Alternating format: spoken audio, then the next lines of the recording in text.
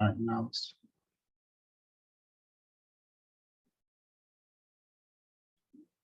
All right, so I'm not going to go into detail, but this is just a typical transportation or network optimization problem. Network optimization problem is a class of optimization problem that you work on what you can actually graph as a graph, or picture as a graph, visualize as a graph. Graph is a set of nodes and a set of arcs or edges that we are, you might have actually seen this in your other courses, but it's a simple representation of a problem which is very useful and very popular. Okay, so we did this problem last week. We created and these are the destination and the source and destination. This is the matrix or the table for cost. Okay, so as you see here, we have 3 sources on the rows and we have 3 destination on the columns, and we see actually the cost, for example, from Denver to Atlanta, that's $14. For example, from Fort Lauderdale to Cleveland is $12, and so on and so forth. And then we had to create another table, similar format, column, rows, etc., etc. But this was actually our decision variables, and that was how many should we send from specific source to specific destination. Okay? But this is how we solved it, if you remember from last week. But there is actually another way of modeling this. We could use what is called as listing, as you can see on the right side. So as on the right side, we have exactly the same origin, destination. There are the 3 cities for origin and 3 cities for the destinations, but we have created it, combined them into just one table. Okay, so for example, Denver to Atlanta, the unit cost is 14, and the last column is for flow or our decision. So we have combined these 2 tables into one. This is called a listing, actually, model. And it has some benefits into it. When your network is large, here it's a simple problem, 3 sources, 3 destinations, so it was pretty simple. But if you have larger networks and also for more complex problem, network optimization problem, as we are gonna go through it, the listing that you see right now on the right is actually more efficient, and it's gonna take less space, or also on your computer when you run it, it's gonna take actually less RAM, need less RAM to run. It's not necessarily a big thing for, you know, small or medium-sized problem, but if you want to solve these problems in a larger scale, in a real application, then yeah, it matters. So let's see how we can actually do the list form of the network. A more general or less intuitive form for network models. It's efficient, only create variables for arcs that are actually permitted. Okay. So if there is an arc, or there is a way from a source to a destination, then you would put that in this list. For example, if there is a way, or there is a possibility of shipping from Denver to Atlanta, then you put it here in this table. If there is not, you don't have to put it here. Okay? So you could eliminate those arcs that are unnecessary and are not used or infeasible. So that's, you can actually make it more efficient. Okay? So let's learn some terminology here. Inflow is the amount received by a node. So consider a node. A node can have an arcs or set of arcs come into it, and it could have some arcs or edges goes out from it. Okay, so inflows is the amount received by that node. That means that the summation of all the amounts of flows coming into that node, that's inflow. Okay. And outflow is the other way, is the summation of the flows going out from that node. So we know it's source and destination. Source node have a positive net flow, outflow, net outflow. That means that there are more going from them out than they receive them. So that's possible in large networks, in more complex problems, not the simple problem that we solved last week. we can have sources that receive actually flows. That means they have positive inflows, but for them the net outflow is positive. That means that there are more going out from them than they receive. Okay? For the destination, they're the reverse. That means that they get more, or they have a net positive inflow. They get more coming into them than they get out of them. Okay. All right. So to be able to model this form of least form of network that I just showed you in the second table, Excel actually has a function called SUMIF. That means that you want to, for a specific nodes, you want to sum the flow that come into it if a certain condition is called. So we're going to see an example of that. So we're going to use SUMIF for modeling this problem. All right, so let's see an example of not a transportation problem, not as a different application of network optimization. One of them is called assignment problem. So assignment problem is a type of problem. For example, suppose that I have several, for example, operators, and I have several machines, and I want to assign the operators to machines. Suppose that they have different speeds or different capabilities, efficiency, etc. So there is kind of some difference between these two. Or I want to suppose that I am a department chair for decision sciences, and I want to assign faculty to classes. Okay? So there are a set of assignee, and there are a set of those that you want to assign to them. Okay?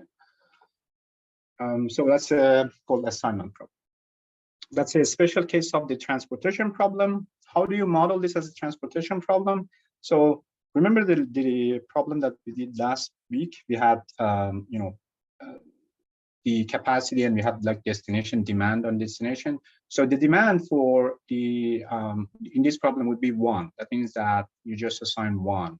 You just need to send 1 unit from a source to a destination, okay? Because that's assigned. You assign. That's like 1, right?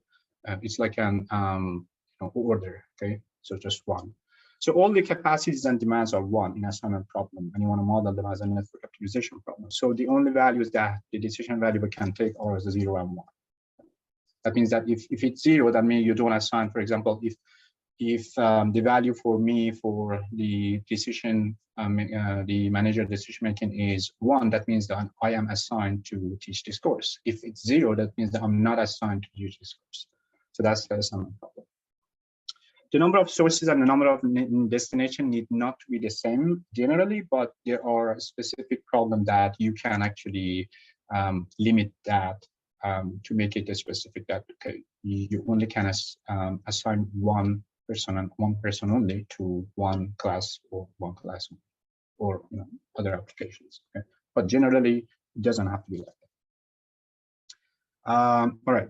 So that we could have different variation with different examples and applications. Some capacities or demand could exceed 1. Additional constraints besides supply and demand. But in our example, we're gonna do this simple one. Okay. So what are the examples? For example, NFL team to divisions. You have different teams and you have different divisions. You want to, for example, assign different NBA teams to NFL teams to different divisions. So that's a type of assignment problem.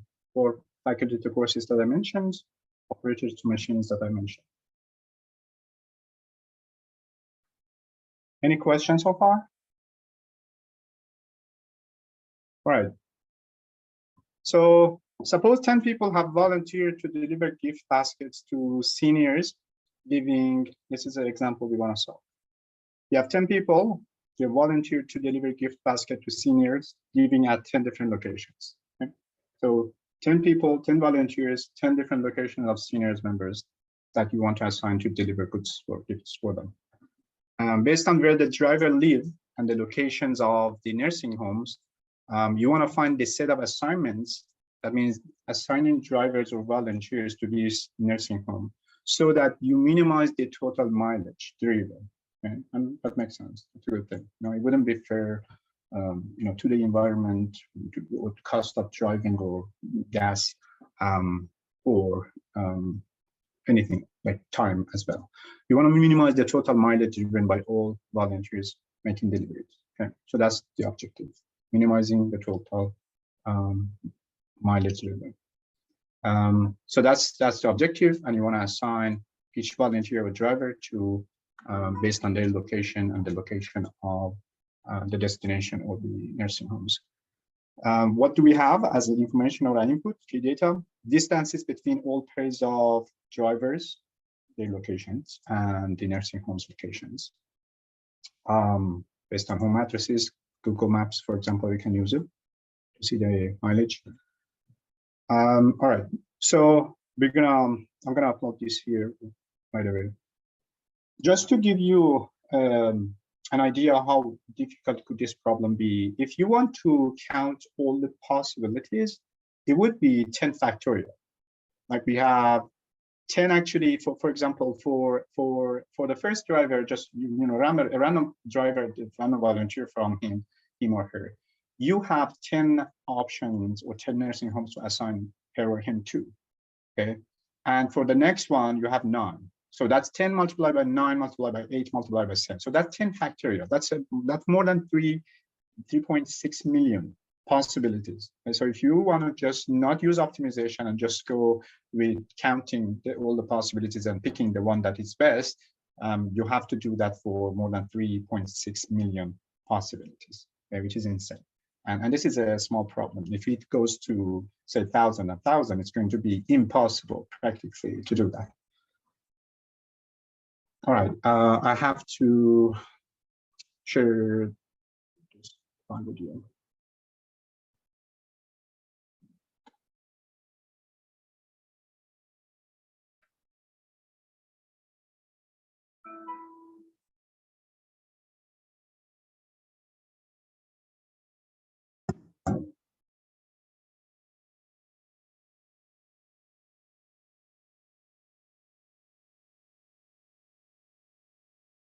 Sorry, give me just a couple of minutes.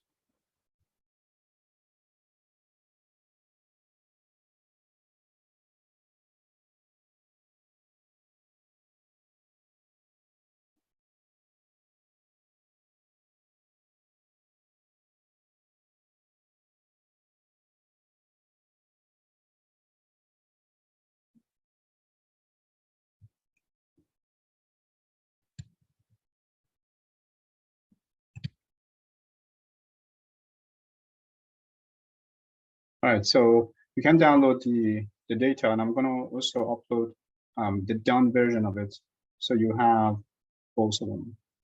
But what we want to work now on is the data. So you can open up the data now.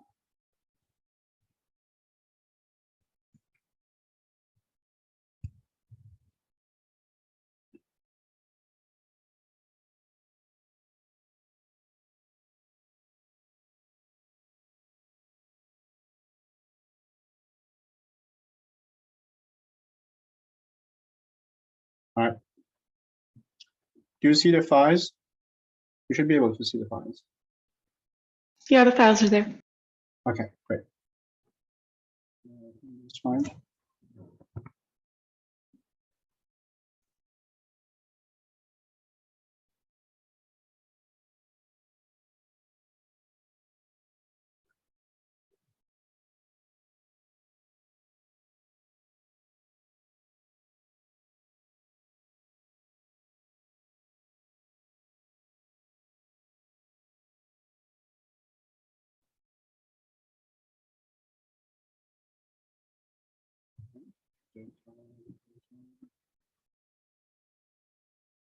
I'm going to save these as then use it.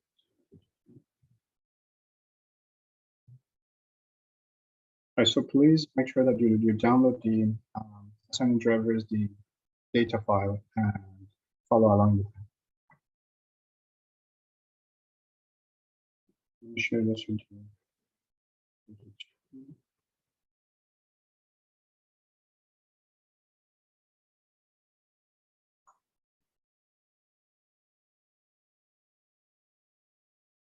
All right.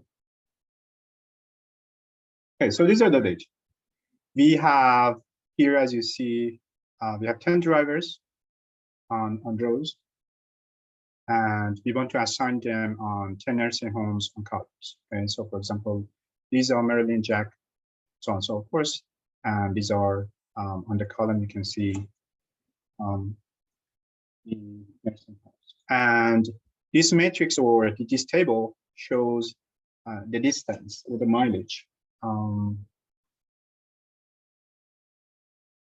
for each driver location to nursing home. For example, for Lisa to be assigned to the Elms, the nursing home at Elms, it's going to take 10.9 mileage for the distance. Or for example, for Amy, that's 3.9. Okay? So that's why we use the bluish or format, because these are inputs. The next table that you see here, these are actually our decisions. These are it's the same kind of table as you see, rows or column names are the same. But here are going to be, I'm going to use my decision. So these are going to be our assignments. And that means that if right now, all of them are 0. So for example, if I put this one, let me forward this at the center. If this one is here, that means Lisa is assigned to Elms. Okay? And if this is, for example, 1, that means that Jack is assigned to the nursing home at Emmanuel, whatever. Okay? And so we know that we shouldn't do that. For example, we shouldn't assign Lisa to more than 1 nursing. Okay, so we have restriction on that too. Okay? So just to assign, I'm gonna use random decision here. And we're gonna see. So this is our decision variables. We want to model this. What else we need? We need to we need our constraints. Right? So what we need as a constraint is we want to make sure that Lisa or whatever driver is assigned to only 1. Right? So I'm going to create another column here. Said capacity used. If you want to go with the terminology of the problem that we had last week, or you can use it otherwise. Okay. So this is going to be the summation for Lisa.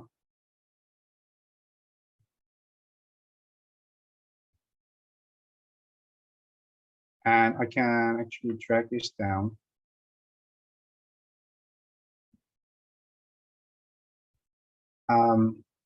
And that would be for each driver, it would add up all the assigned nursing homes values, and it would put it.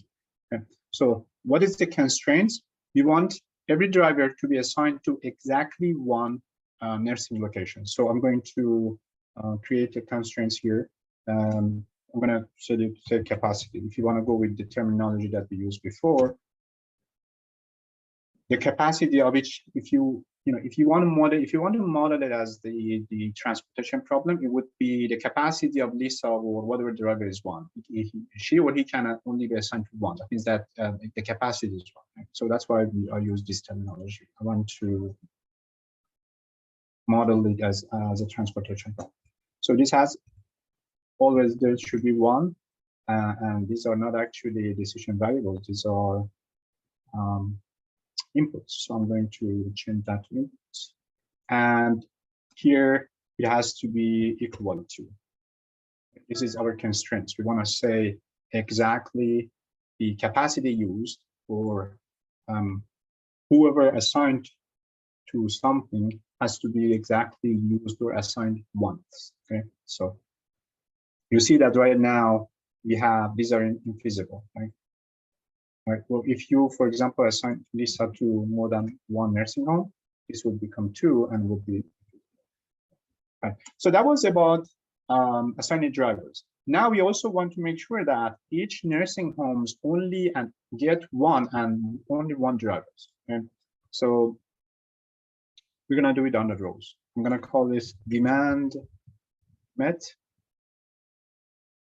So we're gonna sum up all the drivers assigned to each nursing home. I'm gonna drag it for all the nursing homes. Right? So that's the demand met, and here going to be our demand. Okay, so our demand is going to be 1 for all of them. That means that each nursing home only needs 1 driver, and these are also not decision variables, but inputs. So I'm going to use the inputs format. Okay, and here the same. The condition is to be equal to. So I'm going to copy this. I'm going to align it to center. Now we have also modeled the constraints for assignees as well. What else do we need? We need objective function. Okay, so let's do that objective function. For example, I'm gonna put it here. Total cost, total distance. Let's call it total distance, and that's going to be some product of all of these distances, this matrix or table, and multiplied by our decision variable table or matrix. Right? Because this is our objective function, objective value, I'm going to use the output format. Okay. So right now, it's just a random actual decision. This decision actually is not actually feasible because we have 2 here, 0 here. We have, for example, 0 here, 2 here. Let me actually get rid of this and make a random.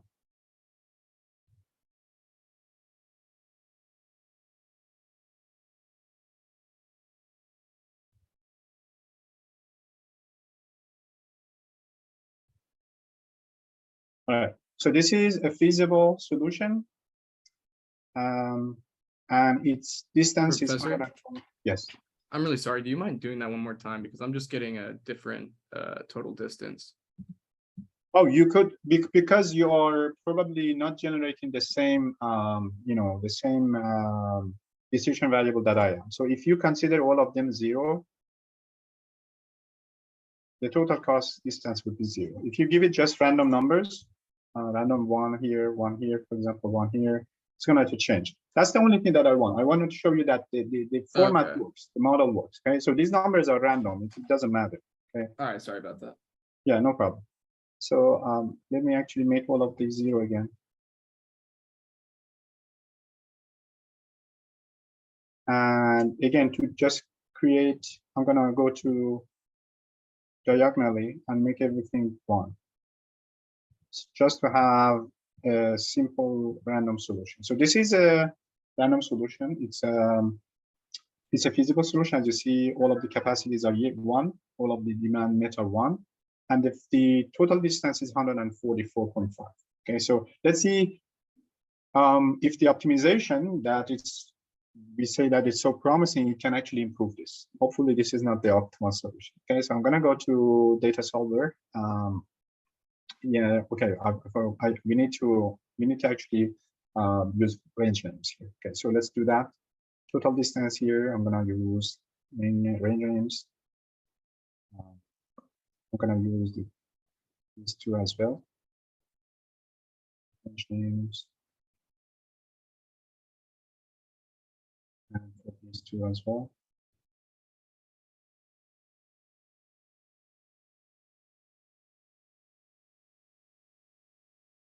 Capacity, demand, distance, all right? And we're gonna also name this. So I'm gonna name this mileage. And I'm gonna name this decisions.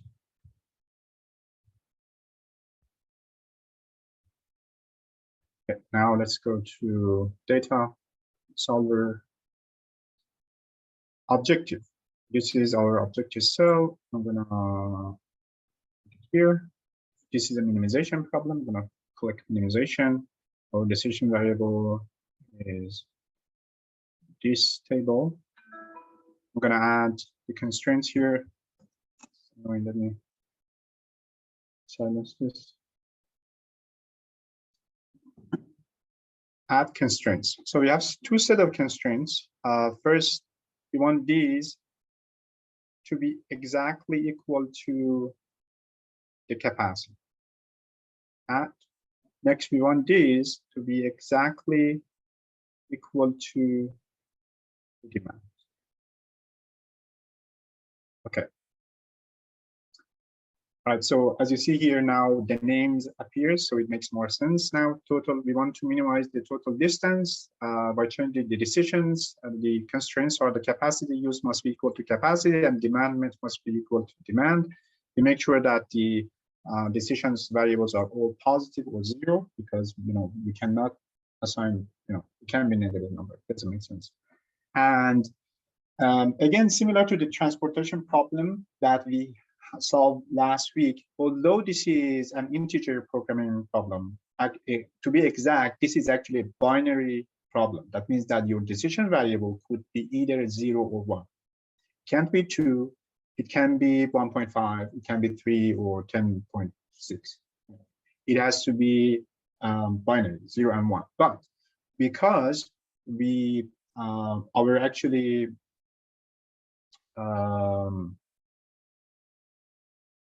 the demands and the capacity as 1, we can actually model this as a simplex or linear programming problem. So and that's actually a relief, because it's going to be faster when you don't limit the integrality of your variables. That means that if you just leave the variables to be Philly and linear, it's much more faster to solve it than if you put the constraints that your variable has to be integer values or binary. Okay, let me see. All right, everything looks good. Looks like we can solve it. I hope that it works. Yeah, all right, great. I'm going to keep the solution. So as you see here, it actually went from 144, I think it was, to 92.62. Okay, and as you see here, the demand mets are all 1. That means all of these are feasible. Okay. All right, great. So this is done. Yeah, this is our assignment. So we say that, okay, we assigned Lisa to the nursing home at Pickering Plaza. We assigned Marilyn to the nursing home at Retirement in DC, and so on and so forth. So every driver, every volunteer has been assigned to one nursing home, and every nursing home has been assigned a volunteer, right? Great. Any question, comments?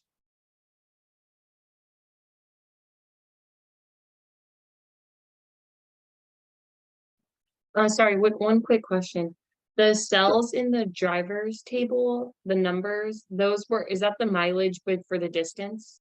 Yes, yes. For example, from Lisa location to the nursing home at the Elms is 10.9 miles. Okay, thank you. Sure. All right, so that was our first problem. Let's move on to the second. Let me see what I have on the. So that was part 2. Let me open up part 3. How long in time? Time is good. Let's move on to part 3.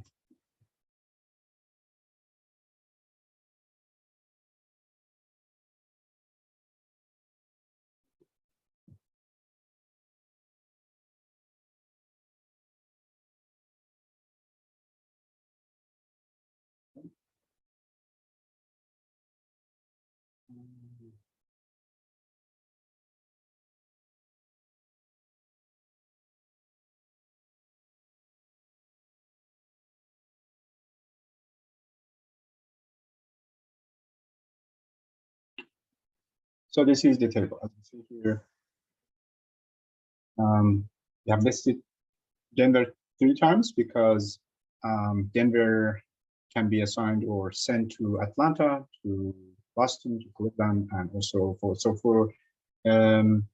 each actually source we have repeated 3 times because we have also 3 destinations we want to show them. Okay, so for every possible match of source and destination, we have listed them here as a row here. So that's why you see 9 actual rows here and 9 destinations, which like the net of them is just 3 destinations with repetition.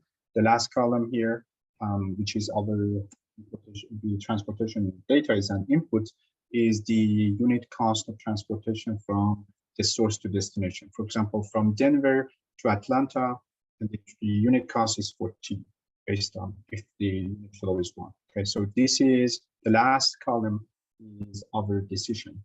So I'm going to use the cell style decision here. And that's it. So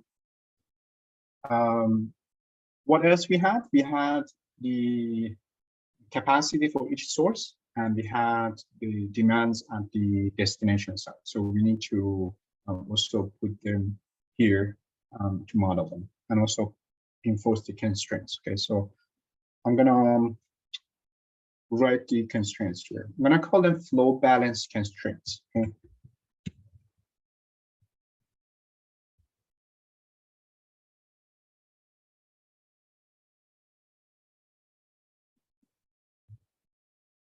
Origin, destination.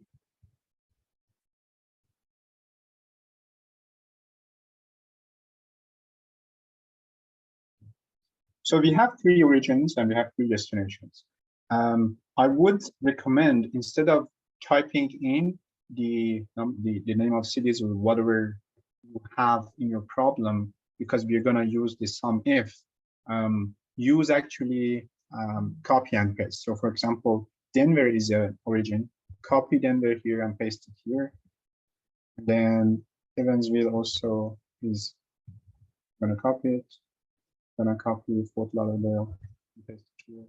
Because if you just miss or have a typo or put an extra space, Excel wouldn't be able to identify it. It's just gonna skip over it. Okay? So that's why I would advise you to use copy paste instead of retyping. I'm gonna do the same thing for destination. I'm gonna copy and paste all the destination here. Boston, Atlanta, Boston, and Cleveland. Okay.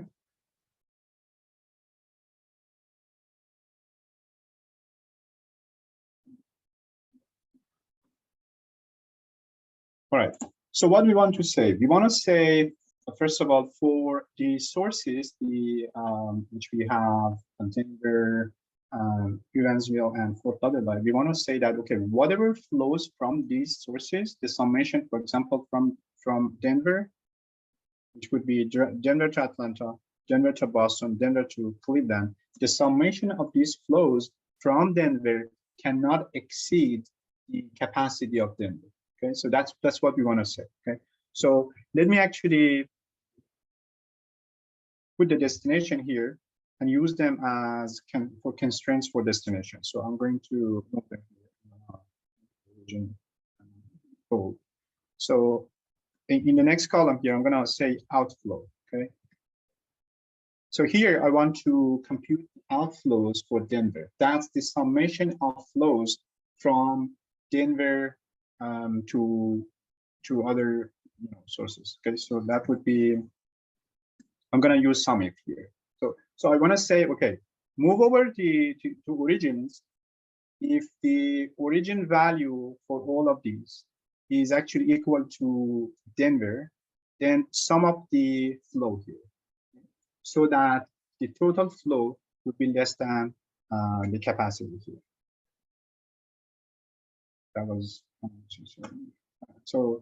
Let me put the constraints here. Outflow here, I want to put the capacity. and here would use the less than equal to.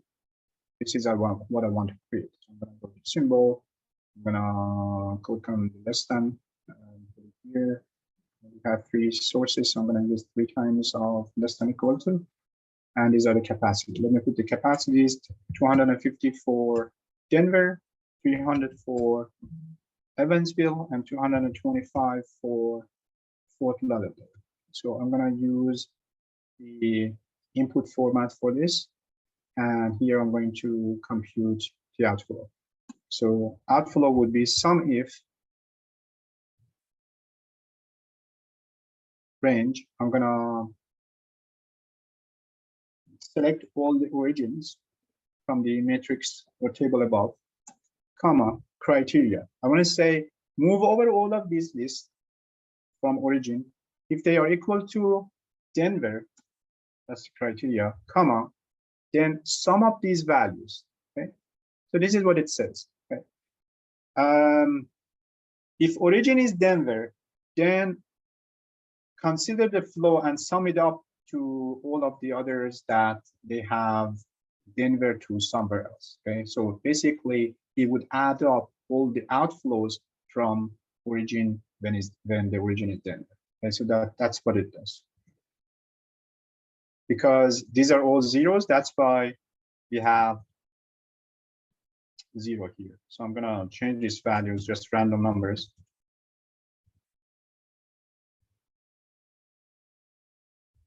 These are just randoms. Okay, it could be anything. So let's say 5, 6. Okay. All right, so let's see. Denver to Atlanta is 10.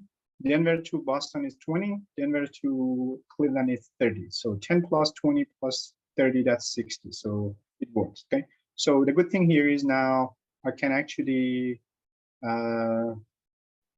move this. Let me also use the range names here so that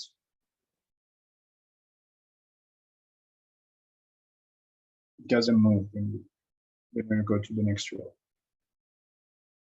Okay, so now I can copy paste it here, but I think it didn't work. Yeah, it didn't work. So I have to do it again. So I'm gonna say sum if move over all the origins, comma.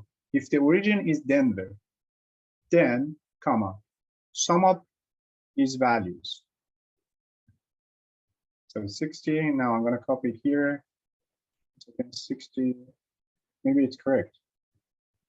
So that's Evansville. Evansville, Atlanta, that's 10, 20, 60. So let me change this to say 2, so it wouldn't change. Okay, now it's correct. Okay. So it works. All right, great. For Fort Lauderdale is 21. We want to check make sure that this is correct. 10 plus 5, 15, and 6, 21. Okay. As you see here, it works. Okay. So everyone understood sum if. So this is the capacity constraints. We can also do we have to also do it for the destinations, because we want to say for destinations, the demands must be met. Okay.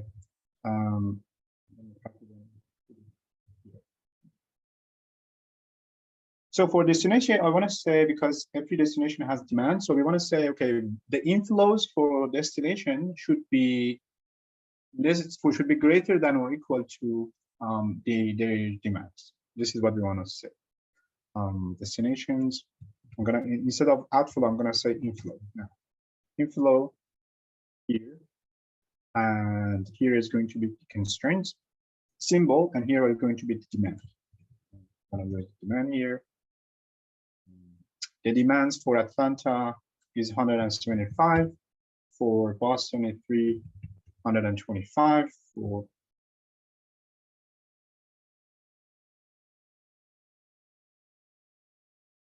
I'm not sure if we are recording.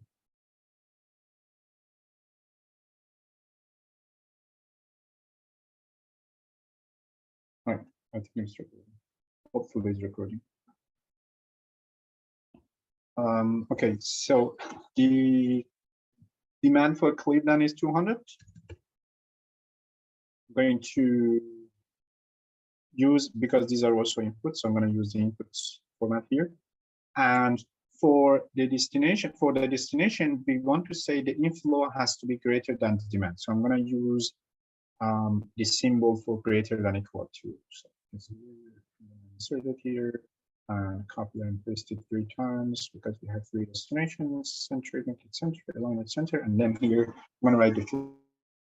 So I want to say for the destination this time, sum if, move over all of these destinations, okay, comma. If the destination is Atlanta, comma, then sum the flow here.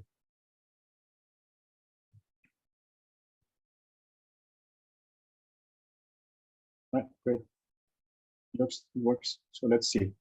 For Atlanta, be 30. Find the Atlanta here, Atlanta. So that's 10, 10, 20, 10, 30. Okay. So it worked here as well. What else we need?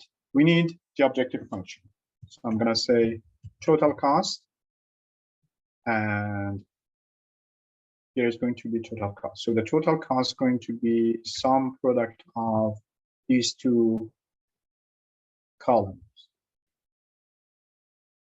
The cost column and the flow or decision column. This is going to be our output, so I'm going to use the output here, and it's going to be dollar value.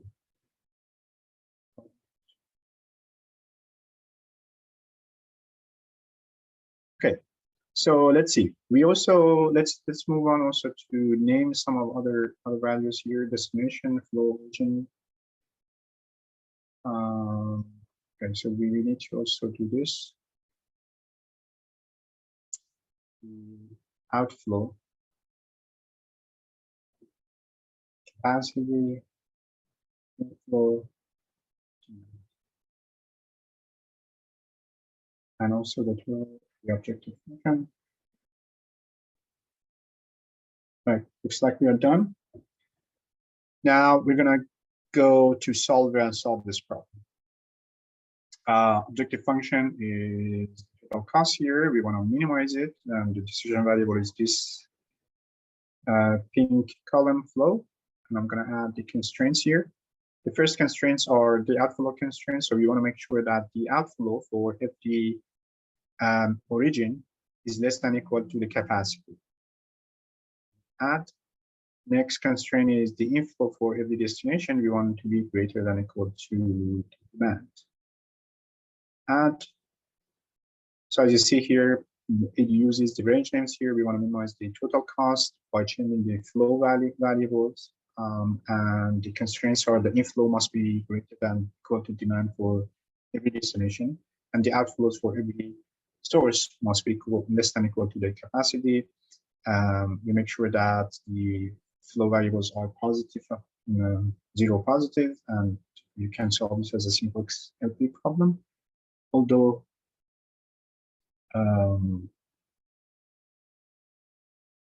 okay, so you don't need to add any more constraints. So everything looks good. We can solve it.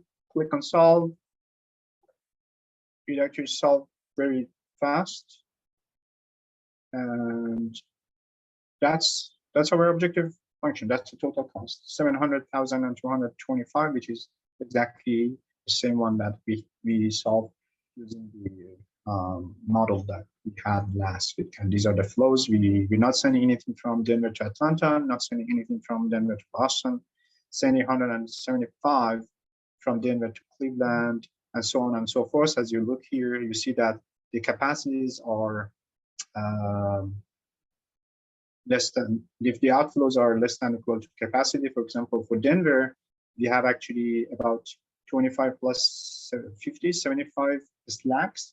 But for Evansville and Fort Lauderdale, the capacities are used up. For the destinations, the demands are exactly met. Okay. Any question?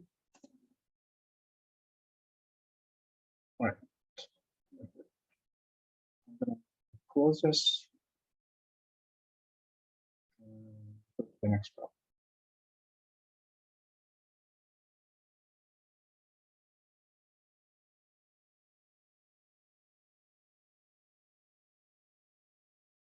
Right, so part 3 of the network models, a transshipment problem.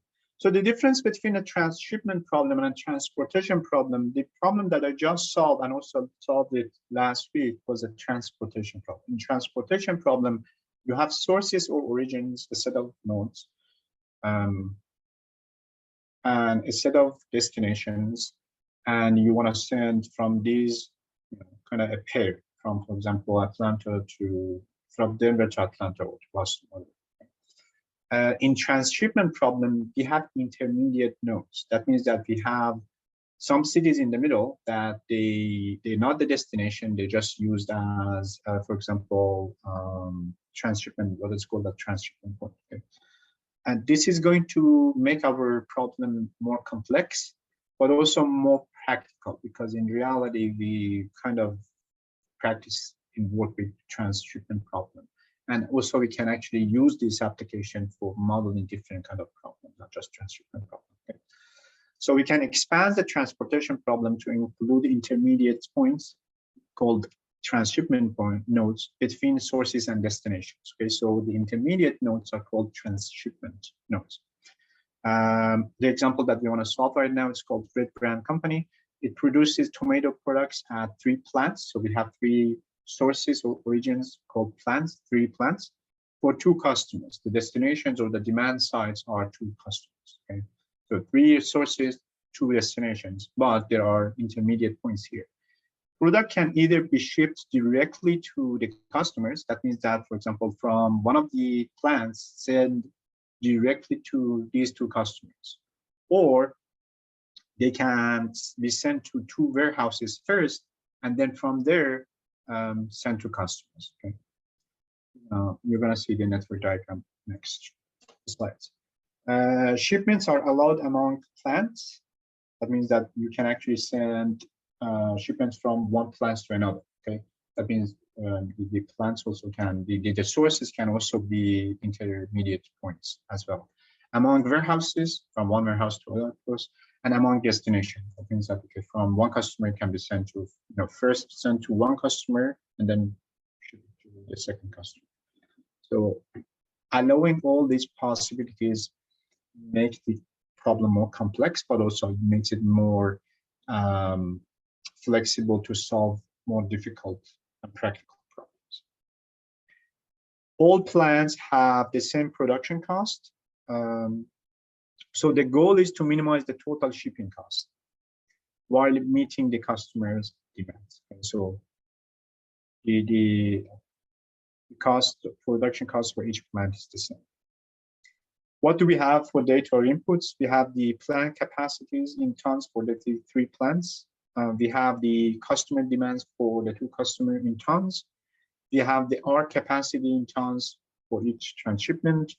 We have the shipping cost in thousands for each ARC in this network. This is the network. Okay, so we have 3 plants shown in blue circle here, 1, 2, 3.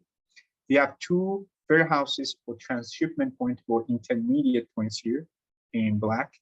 And on the right side, you see the 2 customers, which are shown by 2 circles, here, red circles. Okay, so as you can see here, for example, there is an arc between plant 1 and 3. That means that you can actually, and it's bi-directional. That means that you can send from 1 to 3, and from 3 to 1, from 1 to 2, from 2 to 1, from 2 to 3, and from 3 to 2.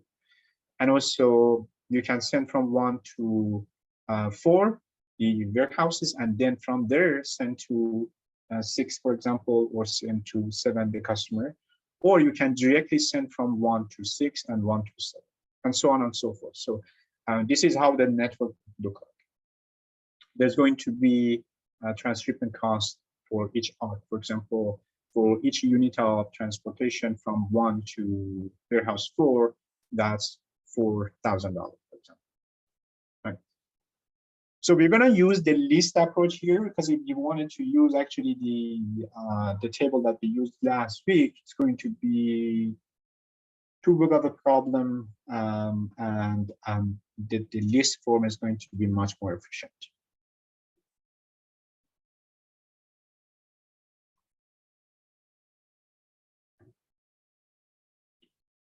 Okay, so we have 26 origin destination pairs here. So that's 26 origin destinations. So for example, 1 to 3, 3 to 1, 1 to 4, 1 to 6, 1 to 7, 1 to 2, so on and so on. So we have like 26 of these. So that means 26 rows.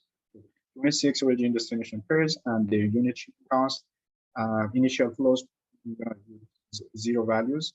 Our capacity constraints, we have over 200 tons. That's the capacity for transportation. We're gonna use name range. We're gonna use the sum if for our model. So we want to make sure that the plant net outflow, so the net outflow for plants, which are the sources, should be less than equal to their capacity. Okay. We say net outflow because, as you can see in this graph, plants can also get inflows. For example, 1 can receive from plant 3 and 2. Okay. But what happens is the net outflow, that means the summation of whatever sent out of 1 minus the summation of whatever gets inside of it, it should be less than its capacity. The warehouse note outflow should be exactly equal to 0. That means whatever warehouse receives should not keep it. It should send it out, okay? For destination, the net inflow should be greater than its demand. And also know that we can actually send from one demand point to the other demand. So they can actually have outflows too. So that's why we say net inflow. The net inflow should be greater than net inflows. All right, so let's go to the Excel file.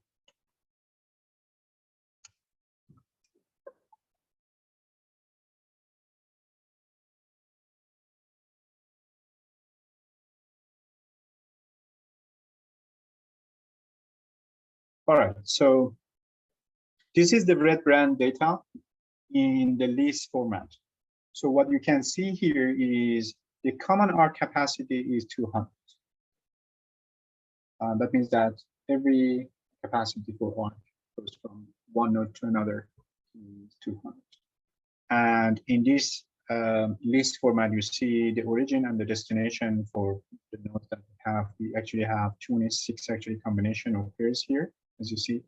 So for example, from origin 1 to destination 2, 1, 2, and 3 are the plants, 4 and 5 are the warehouse, and 6 and 7 are on the destination or the customers. So the origins are in the first column. You can actually name this. I'm gonna name this.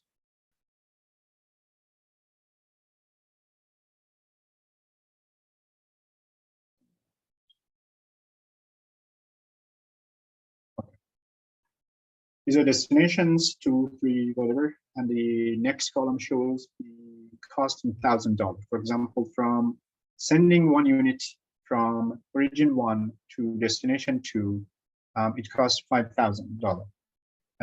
This column is actually our decision variable. So I'm gonna use the decision variable theme or format. It's not uploaded, but it's kind of similar.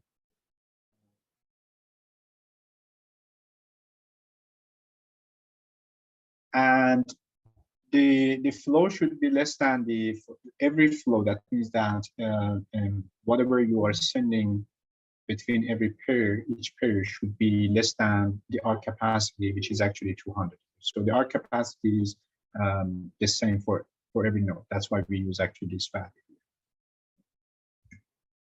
So all of them are 200, and these are equal to this value. Instead, we could actually use the name range here. So the name range here. And now instead of this absolute value, I could use the name, and I can drag it down, and it would do the same thing.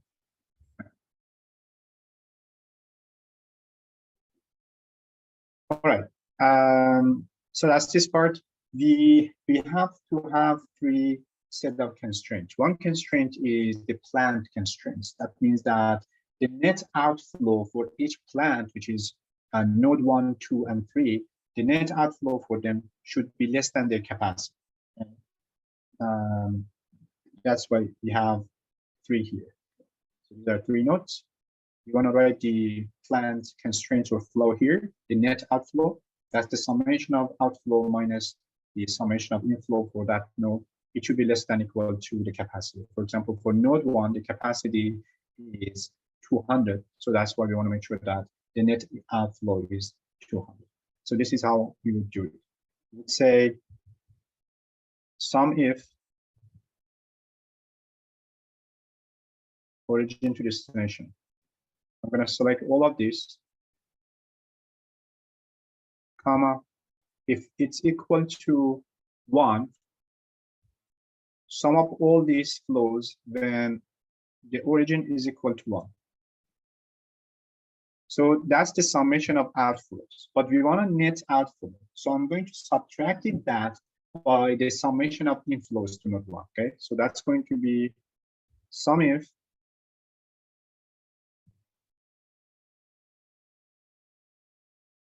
this time the destination is 1, okay? So go over the destination column.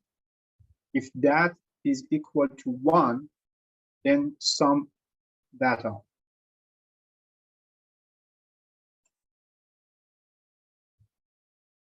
So this is the net outflow. Right. So right now it's 0 because there is no value here. So it's kind of 0. So I'm going to make some values, random numbers here.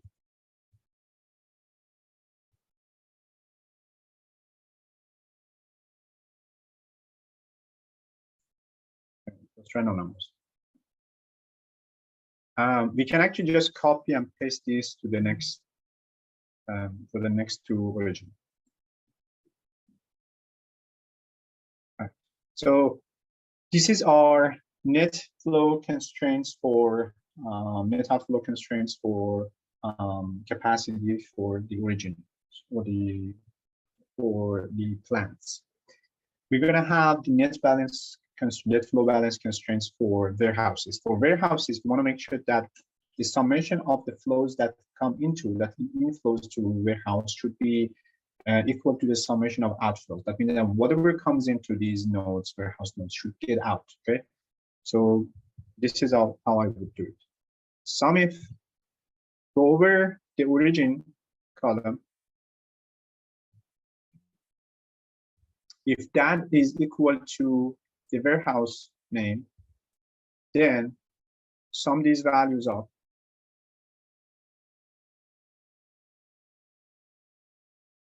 So that's the inflow, the outflow for warehouse minus the inflow. So the inflow, now I'm going to go over the destination column. If the warehouse is a destination, sum up all the flow for that. So this is going to be the inflow. Right, now I can copy and paste it here. Let's align it center. So the net inflow and outflow should be 0 for warehouses. Right now it's not, because this is like a random solution and it's not actually feasible. But we wanted the net inflow outflow should be 0. Okay.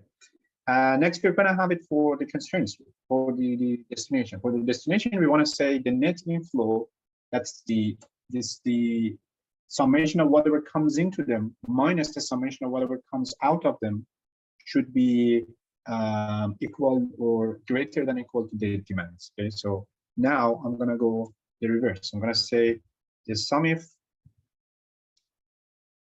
go with the destination.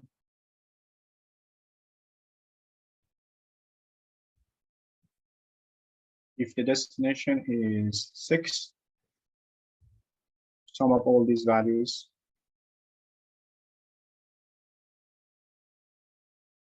So that's the inflow.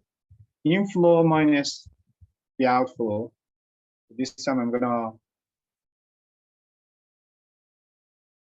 move over the when the node is origin. So if the node is origin now, that means we are taking as outflow. Sum up the flow. So this would actually compute the outflow for this node. This is the net inflow. So the net inflow for this node should be greater than or equal to its demand, which is not, because right now it should be greater than 400 for node 6, and for node 7 should be greater than 180, which is not, because it's random number. So right now it's in, it's not feasible.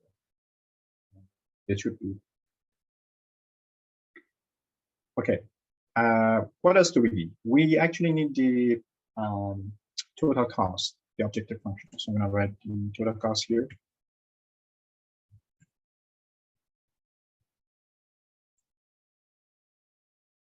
So the total cost is the sum product of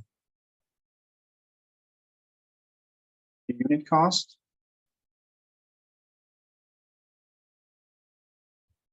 and the flow.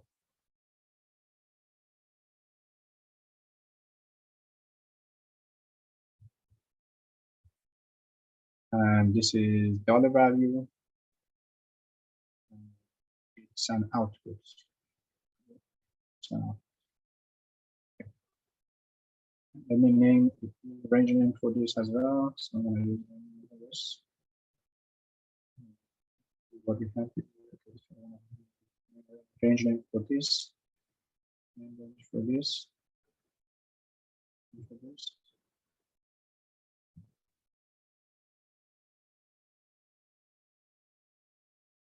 Okay, great. All right, it looks like we're ready. So we're gonna use this solver to solve this problem. We wanna minimize the total cost by changing the distribution variable, which is flow, this column. And I'm gonna add the constraints here. We have 3 sets of constraints. I want the net outflow for the plant nodes to be less than the capacity. And for the warehouses, I want the net inflow and outflow to be 0. And for the customer points, I want the net inflow to be greater than the demands. Okay. Okay, great. Use the range name, so you can see that we want to minimize the total cost by changing the flow variables, and these are the 3 constraints. We want the customer net inflow for the demand points or the customer to be greater than the demand. For the plant nodes, we want their net outflow to be less than their capacity. That means they shouldn't exceed the capacity. And for the warehouse nodes, we want the net inflow and outflow to be exactly 0. So we want to make sure that the flows are positive or 0. And this is a simplex LP. Click OK. It instantaneously solved it super fast. So this is what it looks like. As you see here, these are the flows. Oh, we needed to add it one more constraint. That's because here, as you see here, this is actually 300.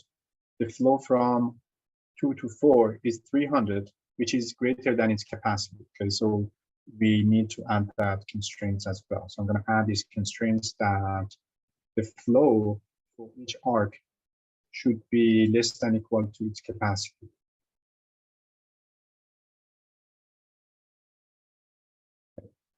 Now we need to run this again.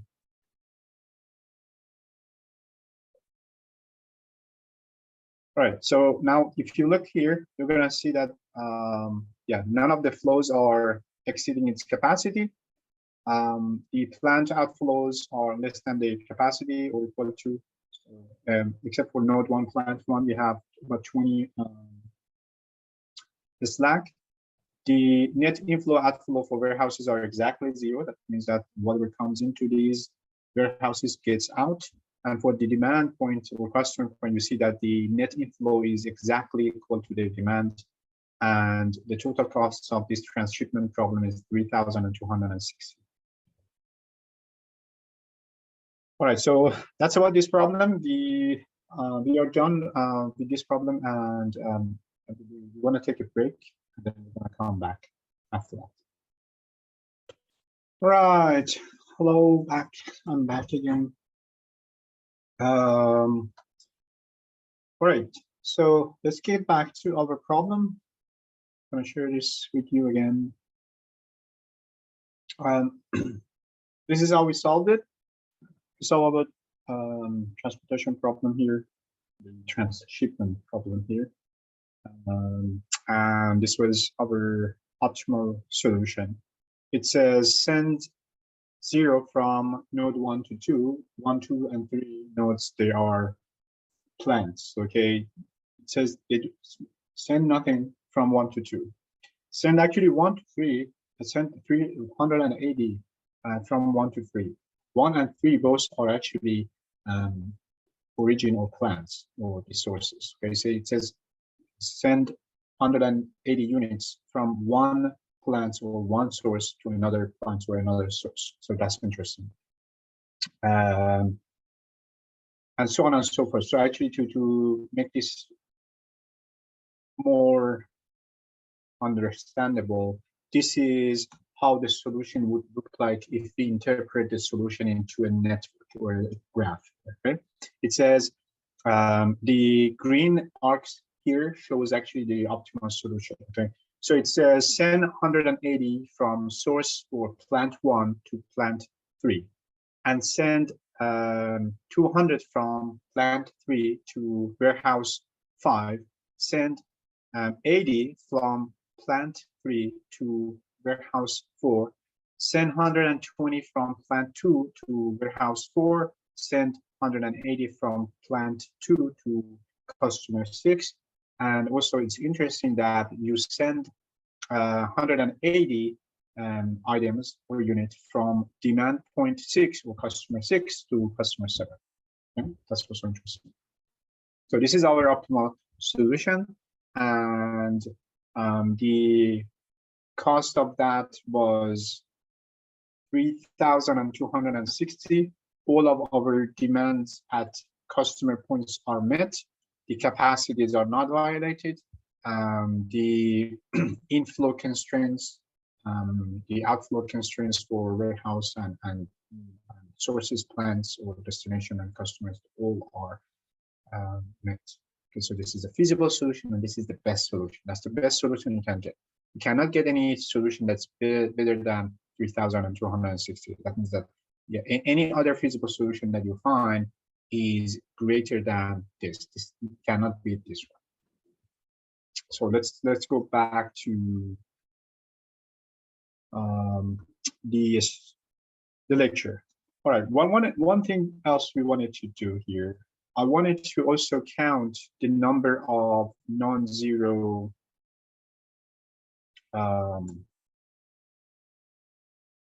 nodes here. Okay.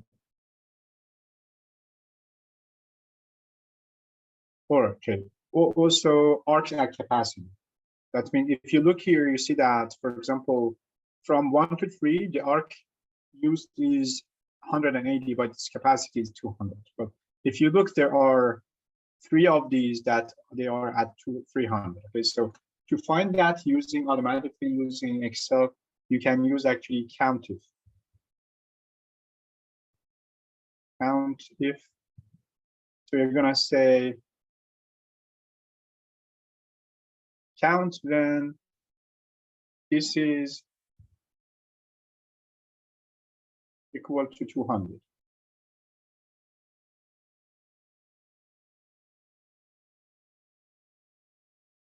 Oh, I'm gonna put it here. Yes.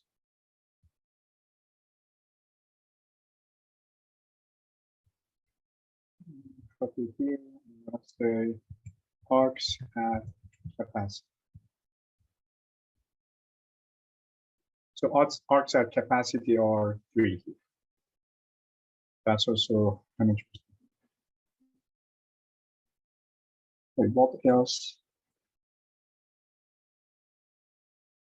Counted to the arcs at capacity. Let's do some sensitivity analysis here.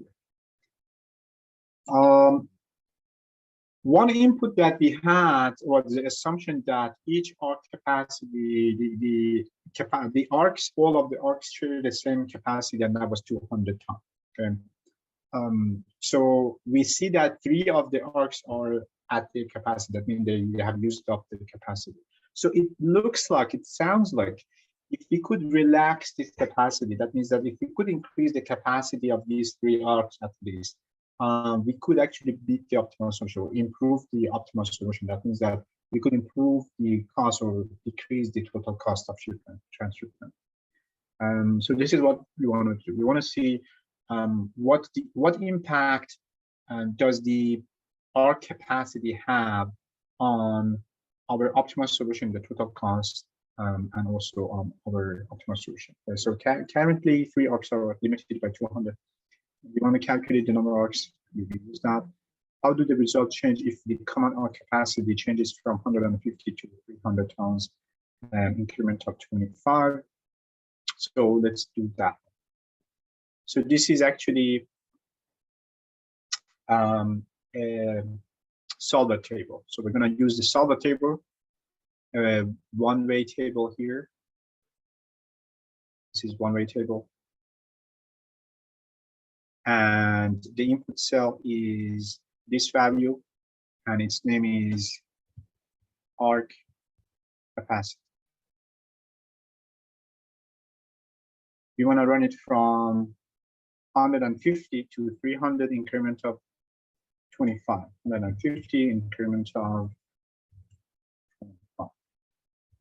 And we want to see the impacts on the total cost, and also the arcs at capacity, for example. So let's see. So it's going to create another page here, another sheet here, as you see here. This is the arc at capacity. It starts from 150, an increment of 25, and it goes to 300. This column shows the total cost. So as you see here, when the arc capacity is 150, this is the optimal solution. Has a total cost of 4,120. When it's 200, which is the current solution, it was 3,260. So as you see here, the total cost is gonna drop as the arc capacity increases. When the arc capacity is 150, the arcs that are at capacity is 5. When it's 175, there are 6 of them at capacity. When it was 300, which was 200, which was our case, there were only 3 of the arcs at capacity. If you increase that to 225, it's still 3. 250 is still 3. 275 is still 3. If you increase that to 300, the arcs at capacity are just 2 of them. So if we plot the total cost, this is arcs at capacity. Arcs at capacity, total cost. This is the total cost. So you see that as we increase the capacity, the common arc capacity, our total cost decreases regularly, and it's kind of linearly decreasing. So that's an interesting thing. But actually, if you increase it from 300 more, it's not gonna matter anymore. So let's do another run table to show you the point that I'm making right now. So let's change the maximum value to 350. 400, say, to see how would that work.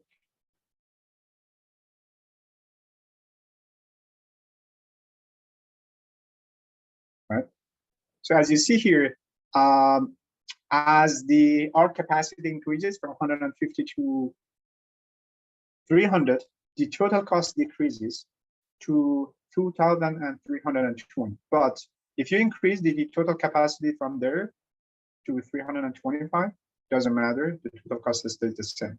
Increase it one more time, 25, doesn't matter, the cost stays the same because the arcs at capacity are 0. That means that none of the arcs are at capacity. So increasing the capacity doesn't matter. And if you actually plot the graph of the total cost here, you can see that from when the arc capacity is 150 and it's increasing to 207 to 300, the total cost decreases. But from there on, the increasing the capacity of arc doesn't matter. The total cost is going to stay the same. So that's also an interesting observation.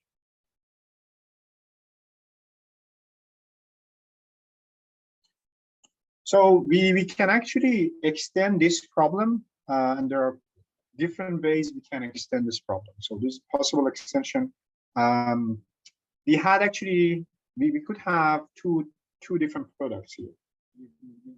Assume just one tomato. We could actually add on different types of product instead of just one product. Have two different or more different type of products, and you could have different demands for different products, different capacity for different products, different costs for different products, different arc capacity. So you could make this problem more complicated and more with more extension. So plants have distinct production capacity for each product. Customer can have distinct demands for each product. Arc capacity could be different, double the number of destinations to make a problem. The two products essentially compete for arc capacity. In practice, big network problem can be solved with actually a software, and they can use network simplex algorithm. And network simplex algorithm, what we have used so far is the simplex algorithm, which is was actually invented to solve linear programming. But simplex network simplex method is actually more efficient. It doesn't matter for this type of problem that we solve it because they are small, but when you work like a realistic problem of like network optimization problem, then it matters because it could really, the size of the problem is so big that first of all, you could not really solve it with just a personal computer. So you might actually need to use a supercomputer for like use some cloud computing. Also, at those scenarios, using the simplex method, the network simplex method could actually be more efficient and fast. When all supplies, demands, and arc capacities in a network model are integers, the model has an all integer optimal solution. So integer programming is not required to solve. So this was our philosophy or our actually reasoning when we solved this problem as a simplex using simplest method and not we did not enforce the integrality constraint, although the problem is integer realistically, but because the supply and demands and capacities are all numbers. The capacity was 200, the plant capacity, the arc capacity, common arc capacity was 200 in our problem. The plant capacity was whole numbers, was 200 for node 1, 300 for node 2, 300 for node 3. And the demand also at customer points was whole numbers. It was 400 and 108. So that's why we could use the simplex algorithm or simplex method to solve this problem. Otherwise, if for example, any of these values inputs were integer, were actually has had decimal points, then you could not use the simplex method. You have to enforce the integrality constraint, and it would be modeled as an integer programming, which is more difficult and more time consuming to solve. but we could use that here. It's method because our numbers are all integers. All right, great. So that was our Redbrand transshipment problem.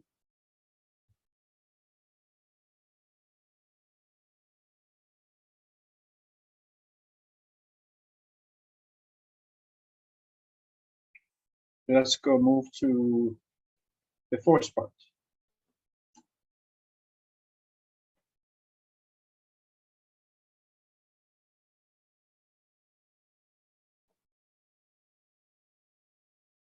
Network models, the fourth part.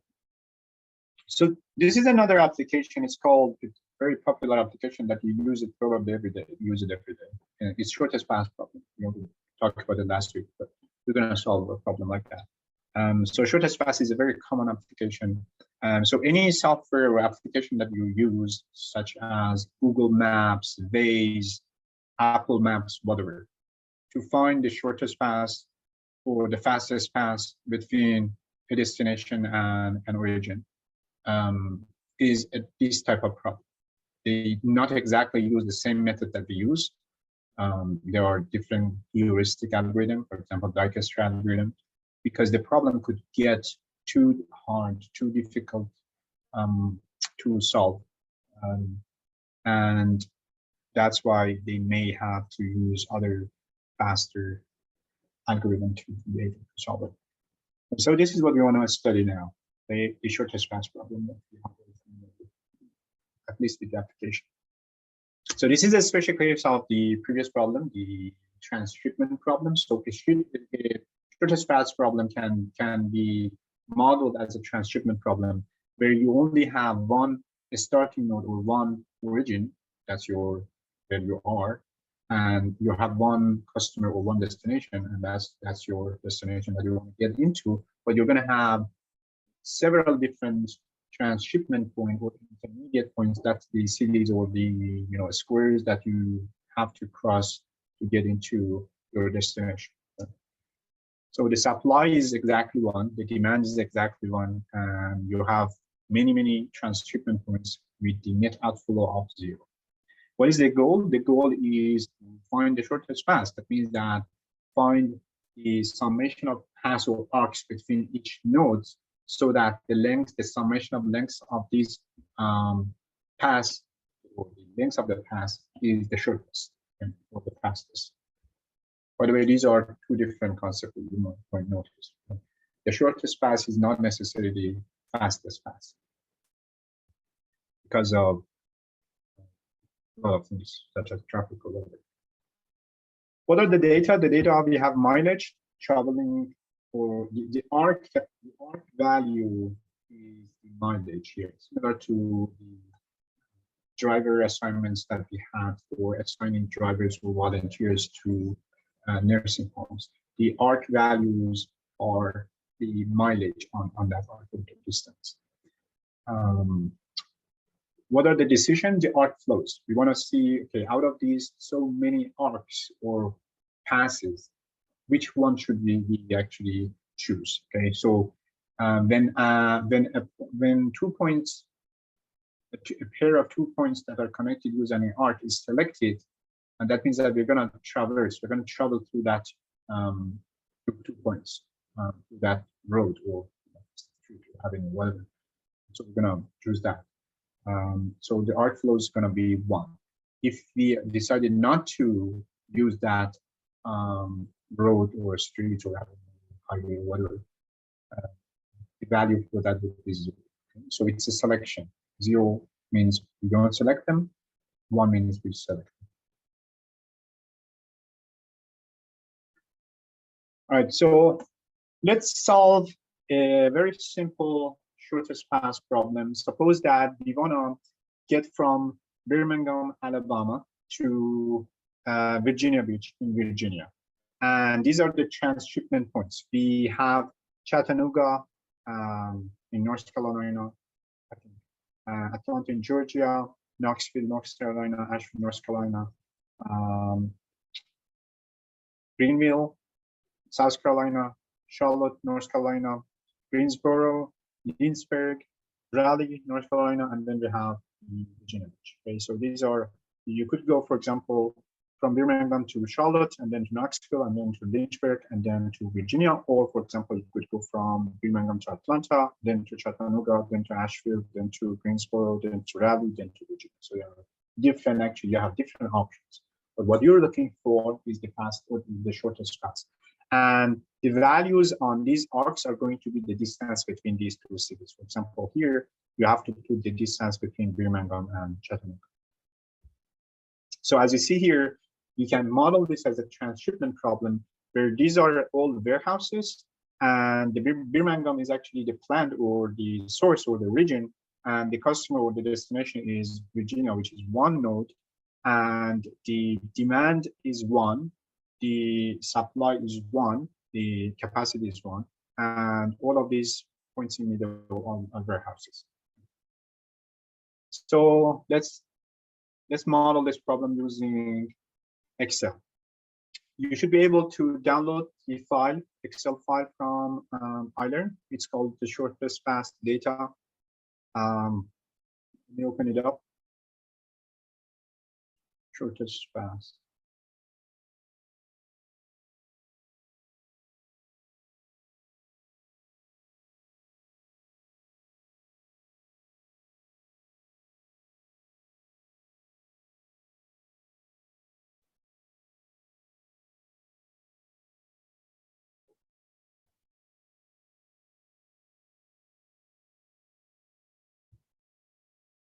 Not sure why, my Excel takes too much time. It takes a long time to open. Fine.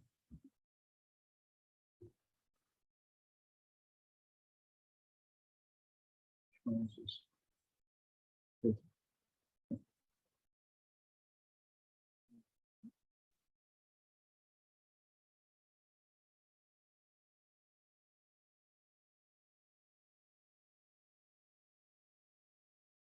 I need more RAM on my computer. It's never enough.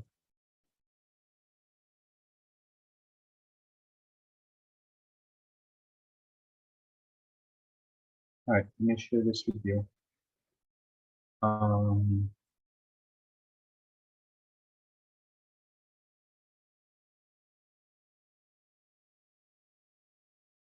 Okay.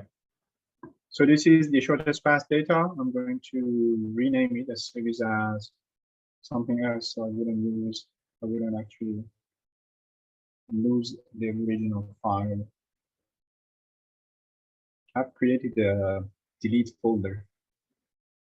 So I'll get rid of them. Do not have the kind that I can. All right, everyone sees this. This is the problem. This is how we have modeled this problem. The shortest path problem that I just showed you. You're going to find the shortest path from Birmingham, Alabama to Virginia Beach in Virginia. These are the origin. These are the destinations. So the origins are, and we are going to use actually the list form that we talked about. So if there is any arc or is there any road or streets or avenue, whatever, from two cities, you see that here. And in the next column, you see the driver times, or if it's a driver time that we're talking about shortest, fastest path. If it's actually mileage, then it's we're talking about shortest path. Okay, fastest path, shortest path. Okay. So here we are talking about hours. We're talking about fastest path. So, for example, it says from Birmingham, Alabama to Atlanta it takes 2.5 hours. And the next column is the flow columns, which is going to be our decision variable. So I'm going to use the theme for that. Decision variables, and this is going to be our inputs. So I'm going to use the input format here. Again, these have to be 0 and 1. Okay. If, for example, if the flow here is 1, it means that we're gonna go from Birmingham to Atlanta first, and then from Atlanta say to Knoxville, suppose. And then from Knoxville, I'm just creating a random solution. Knoxville to Asheville, and then from Asheville to Greensboro, and then from Greensboro to Lynchburg, and then from Lynchburg to Virginia. So this is a random solution that I just created here. And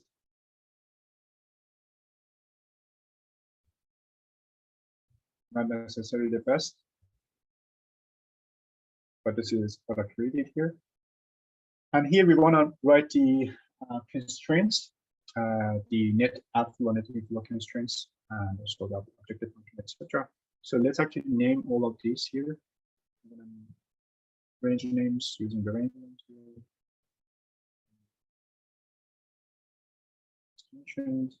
And here we have the net outflow for each city. Net outflow. I'm going to select these. I'm going to select outflow. I'm going to use range names here as well. And here is going to be our objective function. So our objective function, total driver time, is going to be the sum product of the drive time column multiplied by our decision overflow column.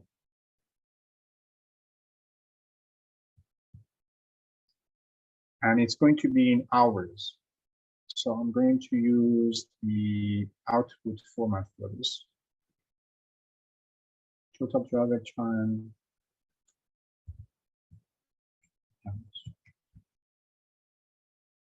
And let's try the constraints here. So this is the net outflow. You see that the required outflow for the origin, which is Birmingham, is 1. Okay. You want to send 1 unit. If you translate this into a transshipment problem, it looks like as if we are sending 1 unit from the origin, which is Birmingham, to the destination, which is Virginia. Okay. So because you are talking about net outflow, we make sure that there is just 1 unit sent from the origin, which is Birmingham, and there is 1 unit received by the destination, which is Virginia Beach. So basically, because we are talking about net outflow, receiving 1 is like receiving 1 is like sending -1. Okay, because we're talking about net outflow. Okay? If you are talking about net inflow, then the Birmingham will be -1, and this would be -1, 1. Okay? Because I'm gonna model this as a net outflow. Okay, so similar thing that we have. We're gonna use the sum if. So I wanna say if Birmingham is an origin, like look over the origin column. If it's equal to Birmingham, then sum the flow from that for that arc.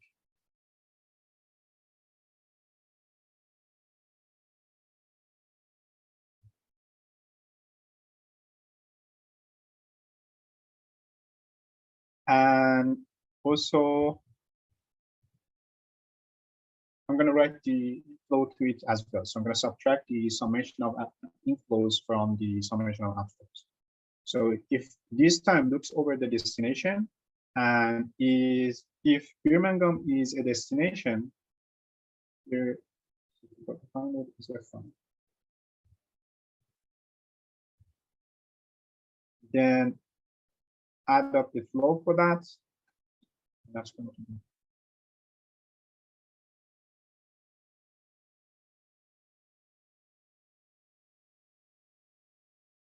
Okay, now I can actually drag this down, and you see that it doesn't work for Greenville. Greenville it should be 0, but it's -1. So that means that the solution that I created is not feasible. Okay. All right, and our solution.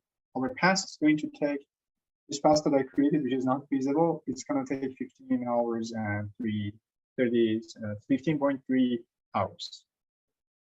But let's see what's the problem. We're going to, from Birmingham, we're going to Atlanta. Then from Atlanta, we're going to Greenville. From Greenville, we're not going to anywhere. That's right. Say, we're going to Knoxville. Going to Nashville.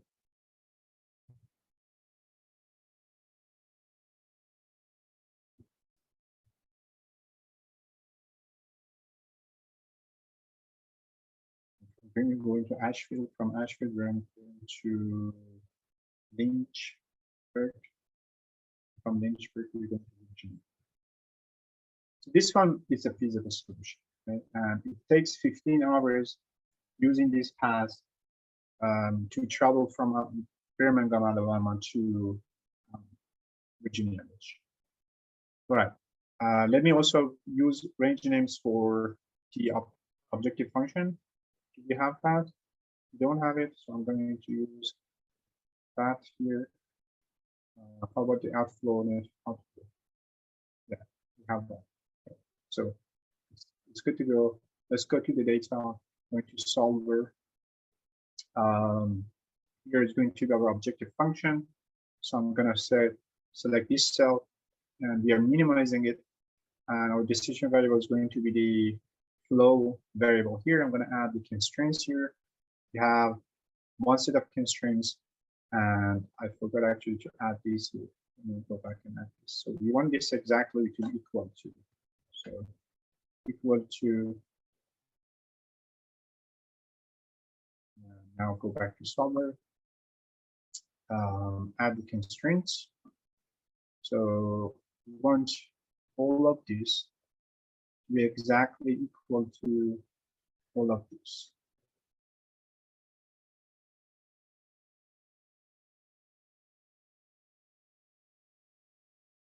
Make sure that you select the non-negativity constraints here. You can use the simple XLP to solve this problem.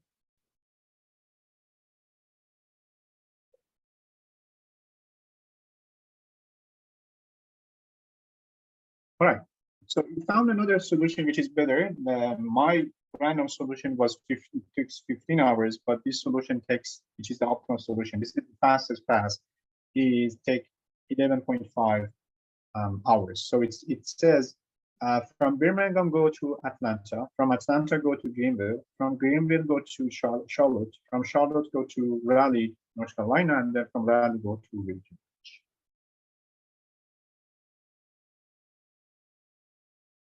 Okay, so we solved this problem.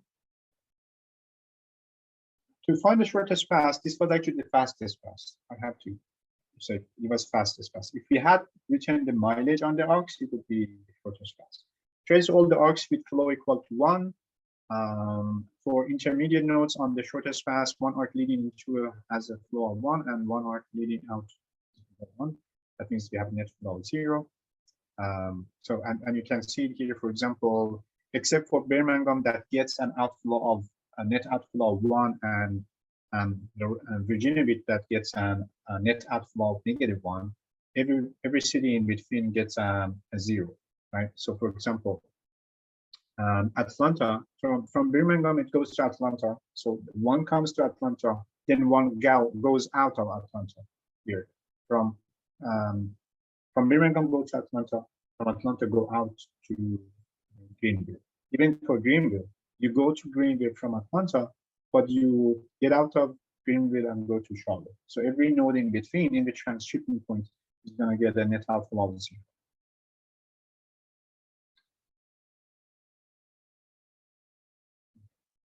This is how our shortest or fastest path looks like. Okay, it says go from, forget all these passes. This is, you should go from Birmingham to Atlanta, then Greenville, then Charlotte, then Raleigh, and then Virginia. So let's do some sensitivity analysis here. You might actually have noticed this. You use the Google Maps or Apple Maps, and then plug in your destination, get the path to go, the shortest path or the fastest path. And then, for example, you're driving and it gives you a message that says that a new fastest path or shortest path is available. Okay. What happens is because it's dynamic. It's constantly resolving the problem suppose that there is a traffic or there is a accident in some of the on your way that previously was on your shortest path or fastest path, and that actually has changed your fastest path. So it's gonna recommend you to use another path, which would say it's fast. Okay, so that's what we want to do here. We want to do a sensitivity analysis. It says, what if the Greenville-Charlotte arc is bogged down with an accident? Okay, how would that change your fastest path or your shortest path? How does the optimal solution? So here, if we actually had solved this as the shortest path problem, and the numbers on arcs instead of time, it was just mileage, having an accident wouldn't change the mileage, right? It would still the same, no matter if it takes like 1 hour or 1 day or 1 week for the accident to cleaned up, so the way becomes available for people to pass through. It doesn't change the mileage. So that's why this has to be actually the shortest fastest path problem. So I have to say fastest path.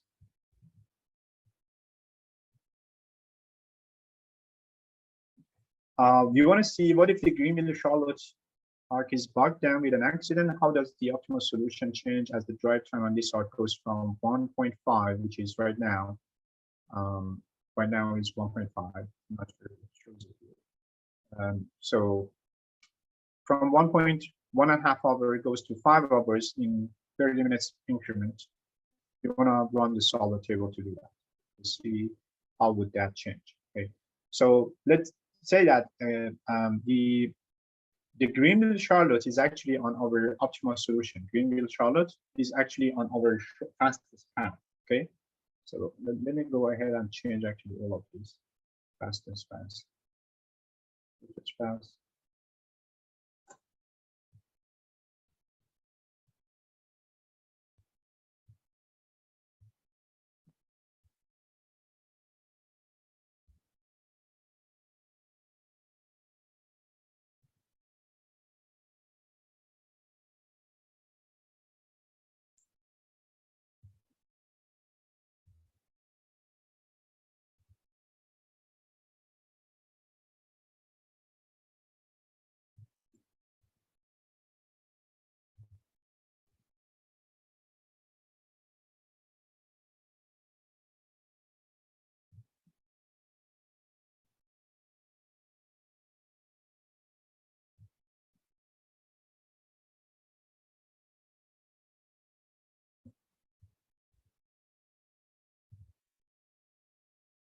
All right.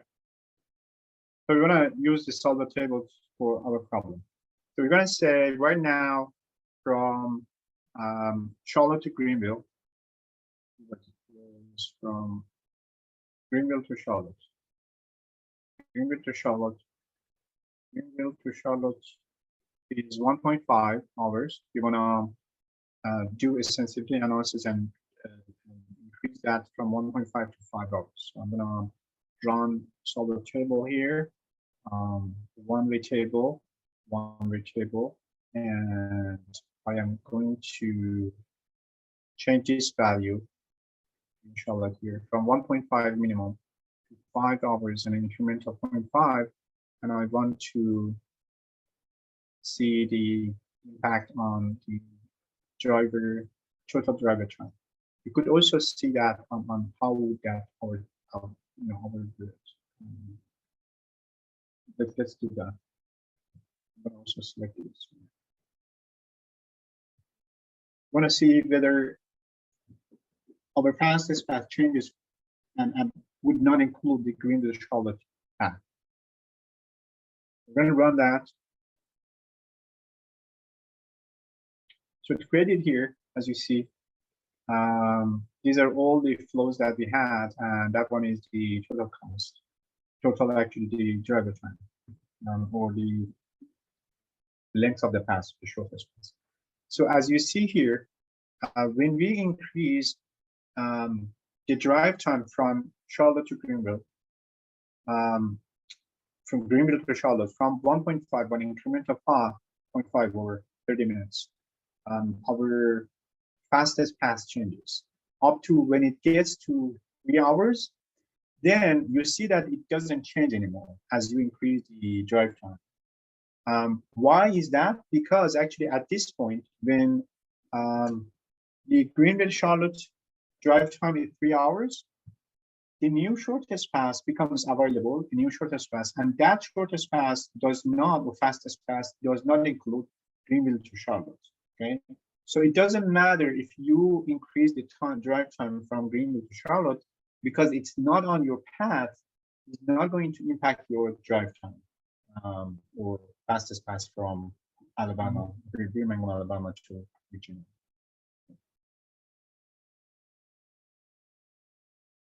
And if you write all of these cells here,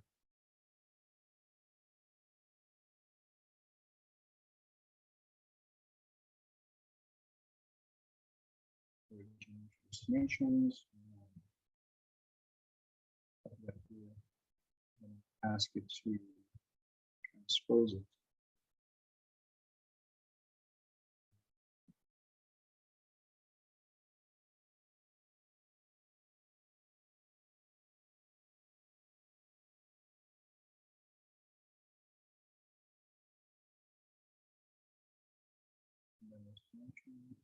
Copy that to paste it here and transpose it instead of paste it as a row. It's called transpose. Transpose paste. And I'm going to change the direction here. Okay.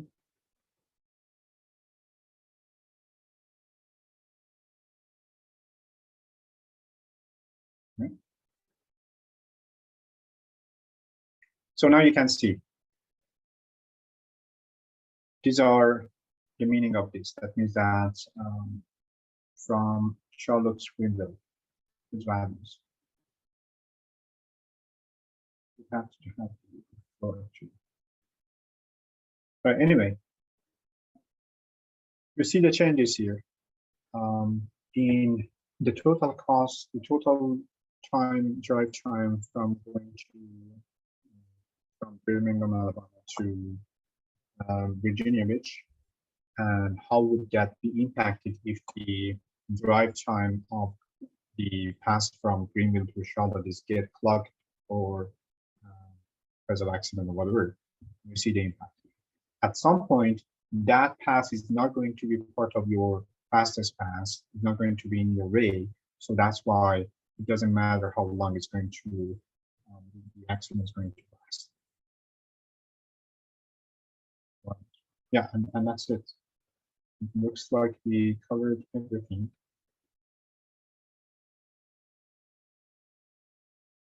Okay. Good. All right, any question? I'm going to post a new assignment number 5, and it's going to be due by October 17th. That means next Monday, not this Monday, not the coming Monday, the next October 17th. Any question or any comments? Okay, thank you very much, everyone, and have a great weekend.